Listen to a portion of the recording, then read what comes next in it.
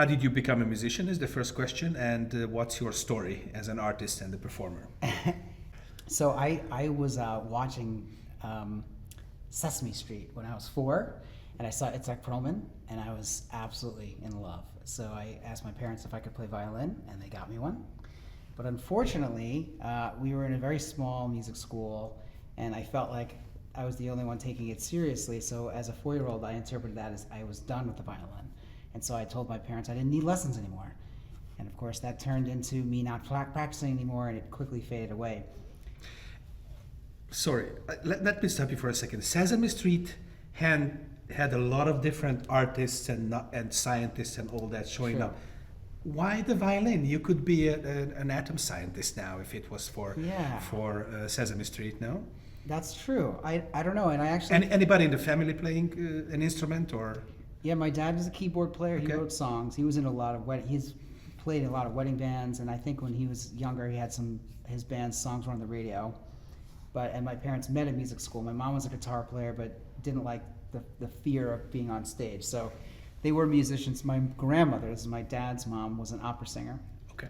So, but he hated opera, so it didn't influence me in a good way at a young age, though. But I would say that they probably encouraged that in a way. But when I was in 4th grade, had an opportunity to pick band instruments, and I picked clarinet because my grandfather played clarinet, and my band director said, "Yeah, your hands are too small," and made me play the trumpet. Now, he was known for doing these type of things where he would, if he needed trumpets, which in this case he did, he would hand somebody a clarinet with no reed, and they would be blowing at it, and nothing would come out, of course.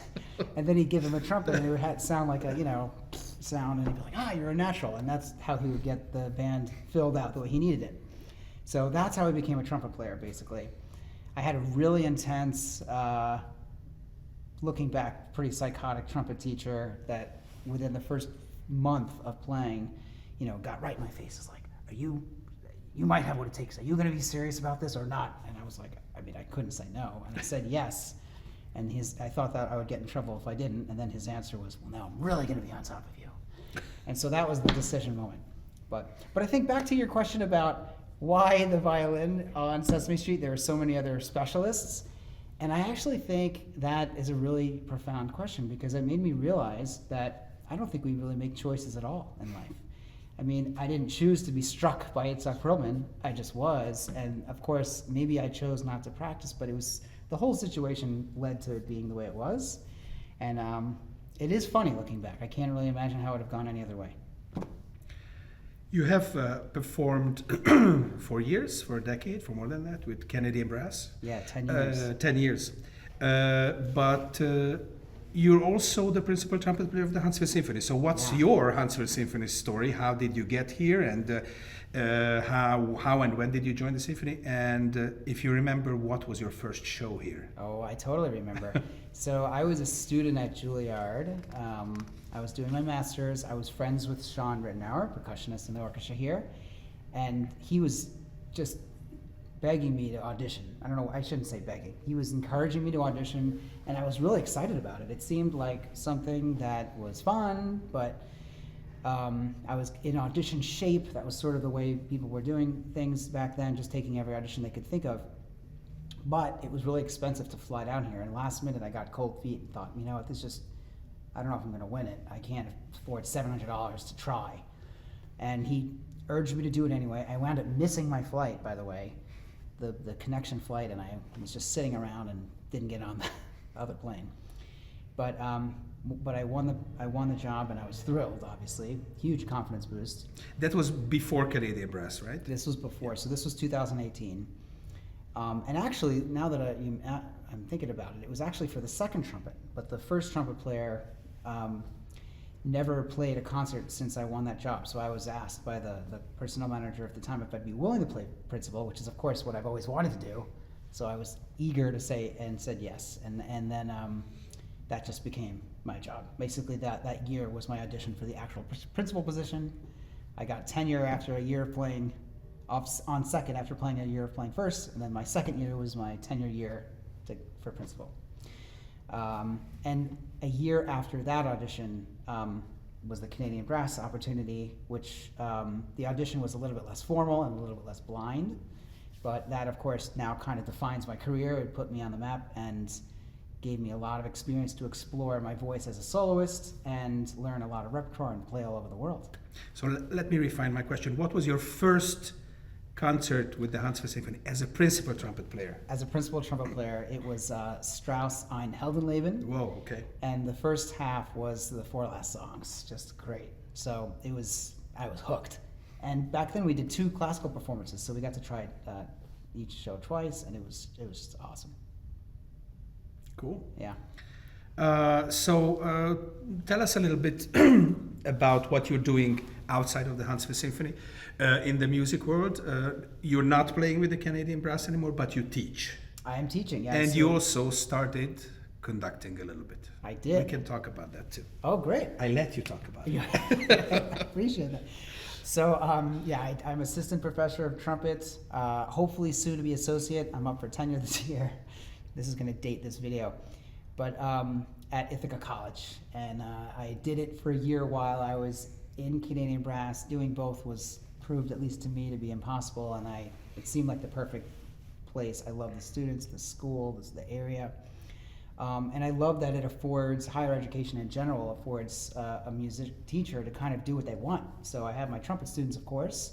Of course, the one-on-one is extremely rewarding because each one of them basically has their own life, and my job is to help them find out what that even means and play better trumpet. And then an opportunity arose. Our composition faculty was the conductor of the contemporary ensemble, went on a 2-year leave. One was for a Fulbright, and then the other was what's the name of that thing that teachers get? I didn't have to get one yet, so I'm forgetting the name. You still get paid and you take a year off. Oh, sabbatical. Sabbatical, Yeah. yes. So he was on sabbatical. And so Fulbright and then sabbatical. And then a sabbatical. So Yeah. they just weren't going to offer the ensemble. And I thought, oh, I can do that. And jumped right in the deep end and had the joy and all the challenges of like suddenly having to recruit players and pick music, not knowing what instruments I had, but then making sure the music was cool enough that people would want to show up. And I just loved all of it. So that's how I got into the conducting more seriously. And I still direct that ensemble. This has been 4 years now. And thank you for the opportunity to conduct this orchestra, which was the thrill of a Let's lifetime. talk about that show a little bit. It Yeah. was our, well, now I can say it's annual because hopefully it's going to happen again. It's our Fourth Wall concert, it's called. So tell us a little bit about that program. So this was featuring Tiffany Bostic-Brown and Terrence Brown, incredible vocalists. They mostly programmed it all themselves. The idea is to feature composers of color and vocal works that featured them as soloists. And so it was a small chamber orchestra, and it was, I forget the name of the venue, but it was in not the typical symphony venue, so it was hopefully reaching people that wouldn't otherwise come. They even gave away free tickets at the library, which was really nice. And the music was all new to me, every single piece. And of course, as a conductor, the challenge of following singers is unique, and it was beautiful to learn to do that. And just the repertoire was amazing. I mean, these true gems that I was completely unaware of, and they were new to them too. So it was amazing. Just about the name of that concert, because it's their brainchild. They're a couple, and they used to live in the area, and even now they moved away. But we're keeping in touch with them. They're gonna come and sing with the symphony next season as well for an oratorio. The fourth wall is between the audience and the performers, and we are trying to get rid of this fourth wall by reaching out and playing pieces that draw in people, and that something there is that says something to them that other pieces don't, and maybe an unusual repertoire and maybe an unusual venue for the concert. So that's the fourth wall. It's fantastic. Yeah.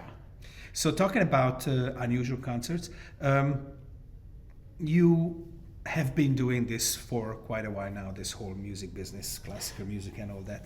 And as we heard in very different means and ways, how do you see this business?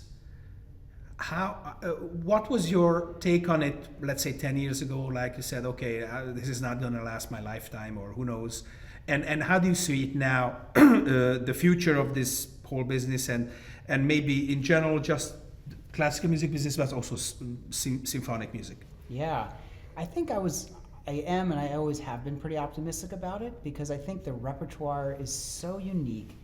And a symphony orchestra, I think maybe next to only the bicycle, is probably the greatest invention humans Maybe have come up sliced bread also there. with. Yeah, Yeah, okay. that's definitely third. If there's comes after the orchestra, but bicycle might be first. It's just so efficient.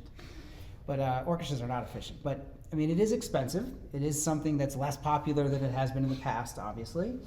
But I think if you were to imagine all orchestras were suddenly wiped out, I think just somebody would find the scores to a huge number of the repertoire and just demand it be performed. I think string quartets like this as well. I mean, we had a trial period for this wipeout during COVID, right? We did. It wasn't funny. It wasn't funny, No. and it also proved that genres like symphonic music or theater, Yeah. opera, things that are done with a live audience, live performance in front of a live audience in the same space cannot be really replaced by anything else. So Yeah. that's why I'm optimistic, because the style, this can only be done this way, right? Yeah. Beethoven 5 is played by the symphony orchestra. You can't Yeah. replace it with a bass guitar and the drum set. Yeah. It's just what it is, and people have been doing it. Humans have been doing it for, we don't even know how long. For the symphony orchestra, it's not that long, but Right. music itself, it's a very old and very human thing to do. It is, and I think there's enough other objective experiments that are kind of happening on the sideline by accident. Look at a movie. Like, I think if you took a cross section of humanity, from all different countries, and showed them a clip, and you had to pick music to go to it, it was some really intense thing, and in that slew of choices, you had the Ring Without Words. I mean, it would win every time. It's the most intense thing there is. It's just so cool, and I think part of it is the music itself, but the size of the ensemble, the sounds that come out of an ensemble like that, you can't really recreate that. I mean, I guess sampling it is one thing, but there's an epicness to it that I don't think is matched by other styles. Not to say it's superior, but if you're looking for that feeling, the orchestra has it. You mentioned it about your teaching, is that what is fascinating and inspiring is to work with young people and not just look at their trumpet playing, but to look at how they live their lives and what they want to do with it, and what would be the path forward. And I think that social element is crucial, not just in teaching, but also in playing music together. Absolutely. Well, I think maybe it's just me, but I feel like it becomes deeply philosophical right away. I mean, I was just, before coming in here, advising a student who is concerned about whether their history curriculum, first of all, as a first year, the fact that they're worried or even thinking about their history curriculum is a huge 2 thumbs up to them. I love these students. But it comes down to, what should you learn if the goal is to be hireable, for example? And that really gets to the heart of the question, which is it trade school, or is it like you're going to study poetry? It's a space, it's a time,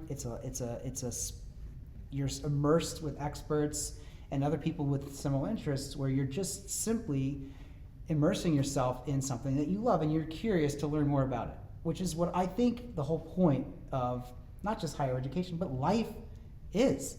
If it's always a point, it just ends in you being dead. That's the end. You definitely should learn about kings and dictators if you want to deal with conductors, right? The history has always some lessons for us from the past. Well, that's true. But I think if you were going to look at a music curriculum and decide what you should learn, you would put so many things before music anyway. You wouldn't even have the music curriculum. So again, if you're a music educator, our school has a fantastic program and a super high rate of higher bill. People basically get jobs right out of school because they figured out a formula and they attract the right players and teachers that they're just great, and the schools that they wind up in thrive. So maybe that's a little bit trade schooly, which is great, and that program should be that way. But for a performer, I mean, you don't even know where they're going to wind up, other than getting a job in an orchestra, and even that. First of all, it's rarer to win a job in an orchestra than it is to get into the NBA. And then if you do get it, you're going to stay your whole life. You're not going to play for 20 years and then retire. So they're extremely rare positions. And then everything else is a toss-up. I mean, I think the coolest career, even 5 years from now, probably is something we couldn't even imagine. Playing music we couldn't even imagine. So I think when it comes to teaching, one of the most fascinating things is discussing, well, what does it mean to even make a decision? What should you learn? Some students are not worried, but they wonder if I should be prescribing a more standard repertoire for trumpet. Violin, sure. I mean, you'll never play through what you should learn. And if you don't like the Bach violin partitas, you're just wrong. If you play the violin and you want to study classical music, it's some of the best music ever written. But for a trumpet player, we don't have anything on that level. I mean, we have some fantastic music, but none of it is supporting a full-time solo career. None of it. Maybe 2 pieces. Even as I'm not a full-time soloist, but of all the times I've ever been asked to play, it's always been the Haydn or the Artunian or something really out there like the piece, the Gruber, which we did, or a new commission. And that's it. I mean, that's out of dozens of opportunities. For a violinist, I mean, that could happen, but you could list right now, we could probably list 50 pieces that could support a career. So I think as a trumpeter, that's even more, relevant, that there really is no path. It's just you. If you like the instrument, great. Fortunately for brass players, we have a role in everything from hip hop to country music and an orchestra and everything in between, but there really is no path. So it really comes down to, there is no should, there is no what you need to learn. You have to have a certain ability on the instrument to play certain styles. Jazz and classical require a super high level of technique. But other than that, it's a free-for-all. And I love that. So you are also father. Yes. Now. You're busy with that. You're busy with teaching. You're busy with playing here. You're busy with gigging, I guess, at other places. But what do you do when you're not making music? Anything for fun? Any hobby that fits in your busy life? As a father, I mean, my number one hobby is to be just spending time with my family. We just had a vacation. And actually, once we were on it, I realized it was the first time I'd ever taken them somewhere that we had to get on an airplane, other than a place where they followed me to a concert. So it was much needed, and I want to do more of that. But I'm also obsessed with a lot of things. I'm obsessed with astronomy. I have some telescopes, and my kids are really into it. Well, Huntsville is a good place for that. It is. I'm a member of the Astronomical Society here, although I never go to the meetings because I don't live here, and they always have rehearsals or concerts during their meetings. But tomorrow night, after rehearsal, I'm going right up to the mountain. I love physics and math for a while, like when I was touring with Canadian Brass. Actually, I had more downtime when I was in Canadian Brass because we were just traveling constantly. So on a plane, on a train, I would just go on Khan Academy and try to brush up. There was a website. Robert T. Hooft is a famous theoretical physicist, and he has a website. And there's actually most of it's dedicated to how to become a theoretical physicist for free. And he has a bullet point for each subject you have to master. And then when you click that, there's a whole bunch of sub-subjects, and each one there's a whole list of free courses you could take.